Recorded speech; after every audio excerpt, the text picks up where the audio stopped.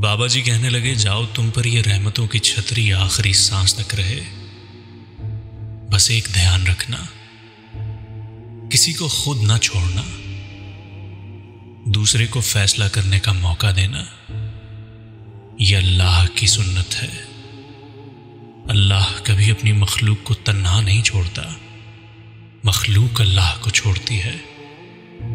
اور دھیان رکھنا، جو جا رہا ہو اسے جانے دینا، مگر جو واپس آ رہا ہو اس پر کبھی اپنا دروازہ بند نہ کرنا، یہ بھی اللہ کی عادت ہے۔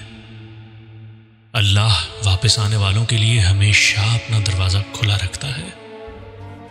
تم یہ کرتے رہنا، تمہارے دروازے پر میلہ لگا رہے گا۔